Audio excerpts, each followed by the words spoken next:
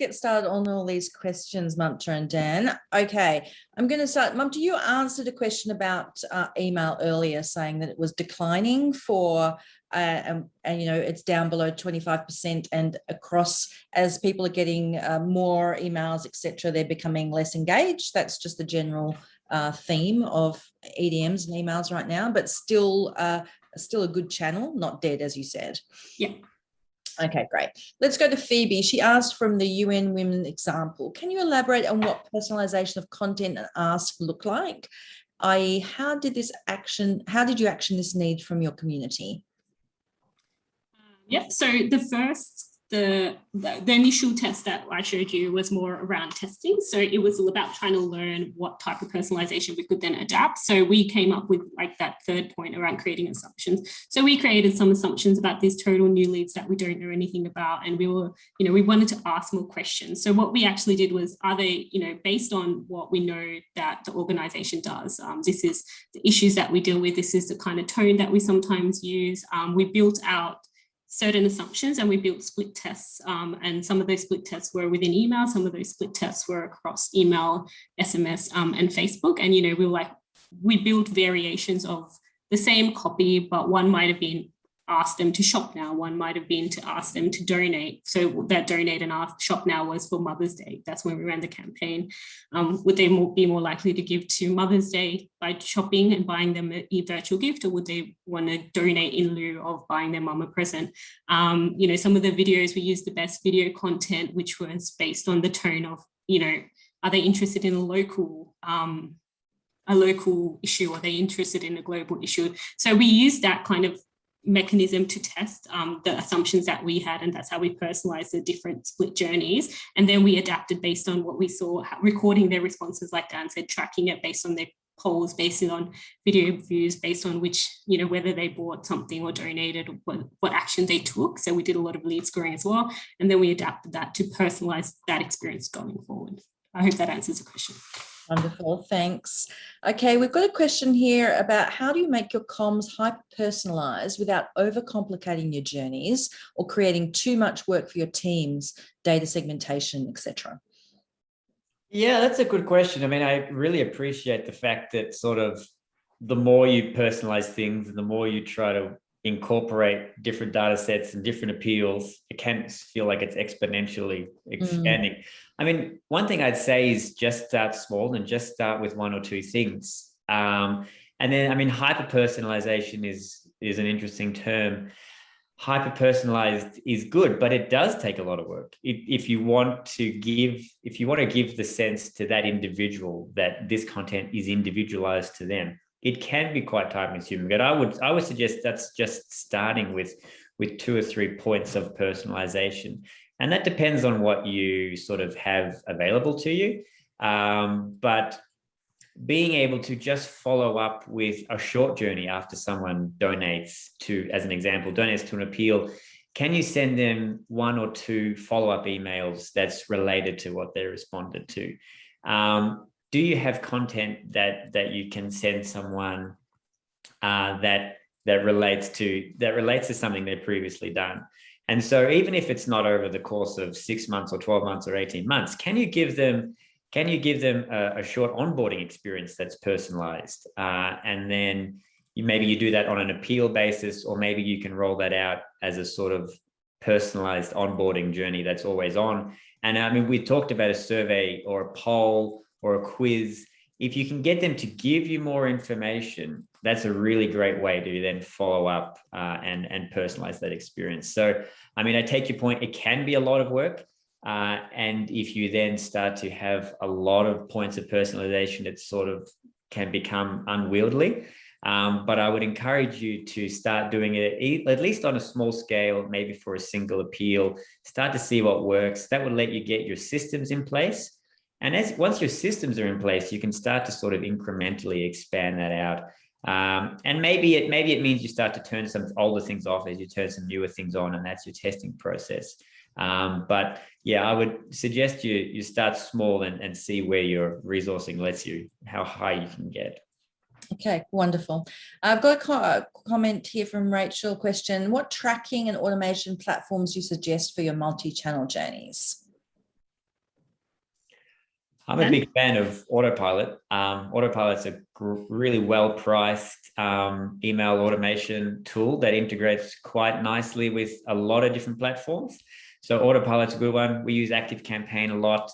Zapier, as I mentioned, is a tool that is just like the middleware. So it gets a lot of things talking to each other, which is good. It can get pricey depending on volume. But they're the main ones that I would recommend. You can do with MailChimp, like if you do have MailChimp, you can do journey stuff with MailChimp. It's not as sophisticated, but it's like the UN Women example was done in MailChimp. And is the Are You OK one. It's not as sophisticated. Campaign Monitor is a little harder, but with Zapier, it can save your life. So. Okay, wonderful. Tessa asked, do you know any charities who are doing omni-channel participant journeys really well for challenge or fitness events? That one's a little hard to answer because it's a bit harder to track, like from the journeys that I've seen that they've built in peer-to-peer, it's kind of hard to track monetary, like direct correlation between them clicking on the journey, especially with all the dashboards and everything. So if you actually go into the back end of Google, you can't see really easily how the journey prompts them to give. You can see with SMS, for example, or you can see with, Facebook ads in that Are You OK example. But I don't actually know. The only way that you could say is that you raise a lot of money, but it's a bit hard to see across, especially with email journey, how they all work together. But I guess the ones that are raising the most money. But sorry, that one's not that easy to answer. Okay, no worries. And most of the money comes through Facebook referrals. So when you try to track that, people are giving money to people sharing their page on Facebook. That's why it's easier. Like we could, with the Are You OK example, we could see that adding in all the different elements really boosted our chance to get donations. But yeah, it's kind of like, it's a bit harder to measure. Okay, no worries. Roz asked, are you using a preference center for donors opting into channels? That's a good question, Roz. Well done, Roz. Ideally, everyone is doing that, yes. Ideally, we all have preference centers that's recording. If someone has opted in or out of email, SMS, phone calls, and that's talking to your CRM, and it's all playing nicely, and it's all sort of getting preference centers both talking one way, but then sort of talking back the other way, is it an ideal situation? And is very hard to achieve. But it's a great point. And sort of, we probably could have added another 20 minutes if you wanted to talk about privacy and data collection and data integration. So I suppose my answer, Roz, is I'd say a lot of charities aren't doing it wholly. It's very, very difficult to do it entirely. But it's really important to make sure you are tracking that. And I think the core way to do that is to obviously unsubscribes are relatively automatic, and unsubscribes within your email platform. The platform won't let you email them again. So using in terms of your preferences, using your email platform as the sort of the source of truth is probably the easiest way to do it. And then the next step out from that is probably SMS and recording SMS opt-outs, and then somehow recording that in your email platform. And so I'd say that's sort of the bare minimum and a good place to get to. Okay, great. I've just got a question here from Jess about the autopilot versus the old one, the new one versus the old one. Do you have a view on that? I haven't used the new one a lot, but I'm a big fan of all of the changes they've been making. So I'd go with the direction that autopilot's going in. Okay, I've got a question here from Maeve, who says, what are your top 3 insights to seek from comms audiences to better personalise messages? Repeat that, sorry. What are your top 3 insights to seek from comms for audiences to better personalise messages? Good question. I guess what is the best way to be personalising messages? What for you with your communications? What insight do you take? We do content themes is a really interesting one. So, like the example Dan gave with Peter Mac, if you're doing an appeal, it's like, what are they most likely to give to?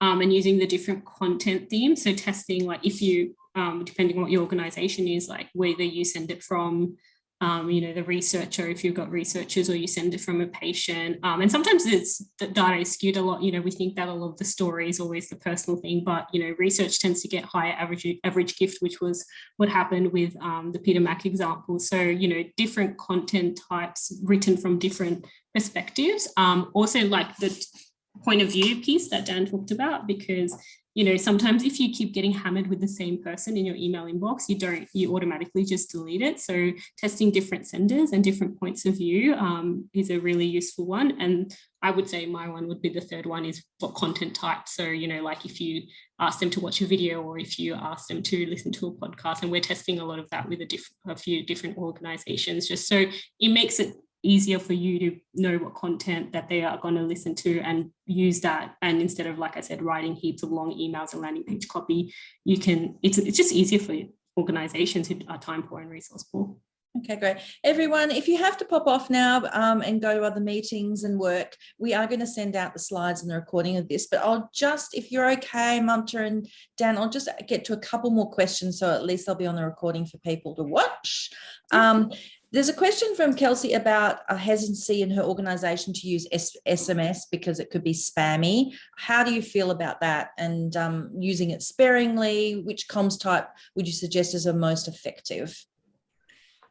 Yeah, I'm sure Mamta will have thoughts on this as well. It is obviously a far more direct and invasive form of communication. So it has to be used selectively, and it has to be used in a way where you feel as though the utility of the SMS is worthwhile, or at least the supporter will see the utility of the SMS sort of outweighing the interruption. So in appeals, obviously urgency is a really good reason. So tax time or emergency appeals, or even Christmas if there's a hard deadline. So a hard deadline and that urgency usually is sort of enough impetus to make the SMS make sense. But beyond appeals, in my experience, it's really about making sure that information is useful for the supporter and also timely. So if it's straight after that they've done something where they have shown their engagement and their interest in your cause in that moment, hitting them up with an SMS within a really short time frame usually makes sense, and is a great way to do that. And it's a great follow-up way that then you can give them another action to do, like that survey, or like a little quiz, or here's something else that's related to you. And I've just seen that you've done this. So it adds to that personalization and attachment, because it's recognizing them in real time that they've done something amazing and you really appreciate it. So if it makes sense within the time frame of something they've just done, I think that's a really good way to do it. And peer-to-peer, I think, you get a lot more leeway in terms of what makes sense and what is acceptable in a peer-to-peer event as well. Okay, wonderful. And finally, before we go, there's just a questions for small charities about how to track and manage their learnings, e.g. personal preferences for style of communication, assuming that you've got the right CRM system, and another question about the metrics to track. So if we could quickly address those, and then we'll let you get back to your day. Dan, do you want to do the automation one? Yeah, sure. So tools to track and whatnot. I would say whatever you're using for your emails probably has the ability to create custom fields. It's really about being able to record that information. And there's so many different platforms and so many different points of data that are coming in. It's a difficult question. I suppose you have to prioritize if you take a step back and think about, this is what I can personalize, this is what I want to achieve, what's the data I need to achieve that, and then start to select those bits of data. I would say probably Facebook is a big one, and the other one would be email activity, so clicks. Hopefully your email platform allows you to track web activity, so which page views.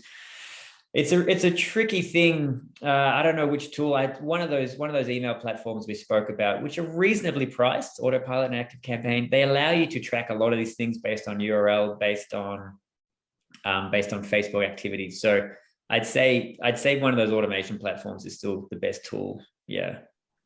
Of course, getting things talking to your CRM is a whole nother conversation. Yeah, it sure is. That's for sure. Okay. Thank you so much, Mamta. Thank you so much, Dan. Thank you, Parachute Digital. There's great information there. And I'm sure that they will be happy for you to contact them if you've got any further questions. You can rewatch the recording and you'll get the slides. Thank you for joining us for another F&P webinar. Thank you, Mamta. Thank you, Dan. Thanks to Parachute Digital. And we'll see you next week for another F&P webinar. Everyone. Thank you. Bye, everyone. Thank you so much for joining us.